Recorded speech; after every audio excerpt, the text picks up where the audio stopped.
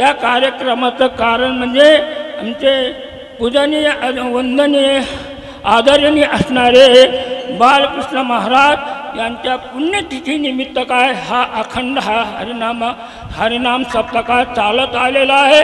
हा शेवटचा दिवस आहे आणि या शेवटच्या दिवसाची सेवा काय माझ्याकडे आलेले मी माझं काय भाग्य समजतो। भाग्याचा उदय ते हे दोरी संत पाय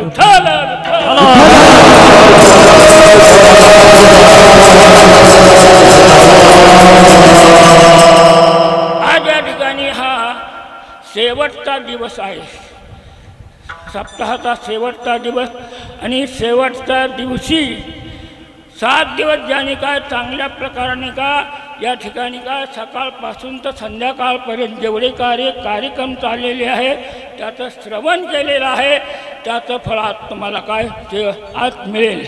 शेवटीचा दिवस घोड व्हावा तर सांगायचं तात्पर्य जन्मभर जर चांगलं परमार्थ केला तर त्याचं काय अंतकाळाच्या टायमाला काय त्याला चांगलं फल मिळतं आणि चांगल्या प्रकाराने जर परमार्थ केला नाही तर त्याला काय अंतकाळाच्या वेळेला काय वाईट फळ मिळतं। विठ्ठल विठ्ठल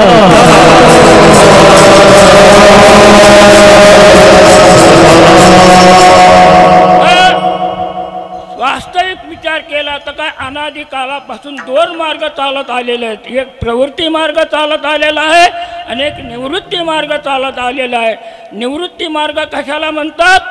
ते कर्म केल्यानंतर त्या ठिकाणी त्या कर्माच्या फलाने तो काय लिप्त होत नाही, तो निवृत्ती मार्ग म्हणजे तो मुक्ती मार्ग आहे।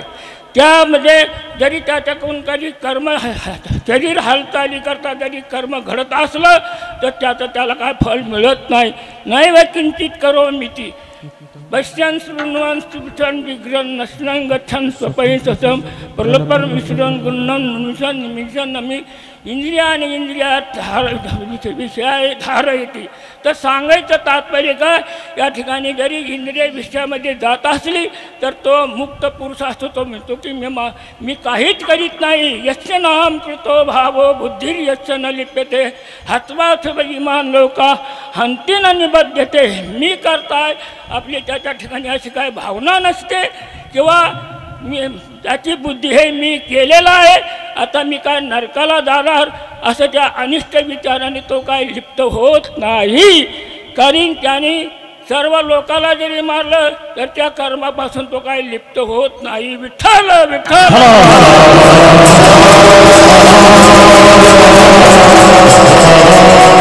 अविद्यारूपी निद्रेमध्ये विश्व स्वप्नाचा हा व्यवहार काय अनादी काळापासून चालत आलेला आहे।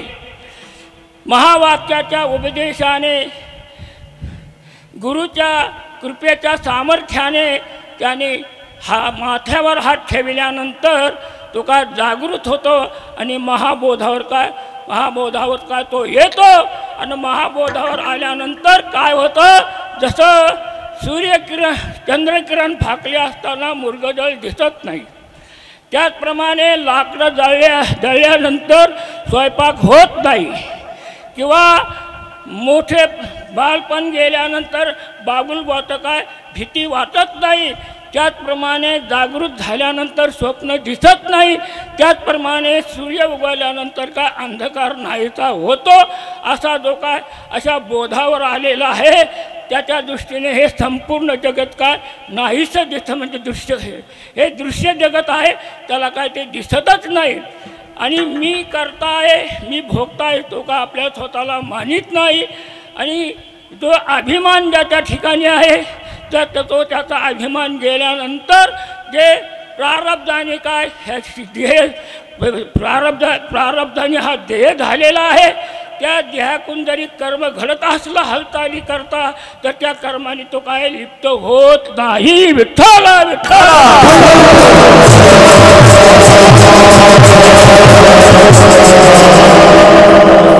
प्रवृत्ती मार्ग आहे। प्रवृत्ती मार्ग म्हणजे काय, त्या मार्गामध्ये कर्म घडतं। कर्म कोणतं करायचं आणि कोणतं नाही करायचं हे आपल्यावर अवलंबून आहे।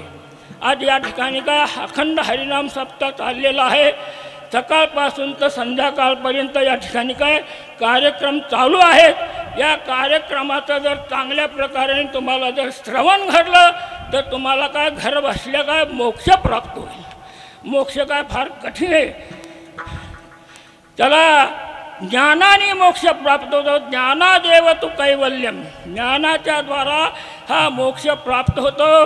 ज्ञान प्राप्त करण्याकरता गुरुजवळ जावं लागतं।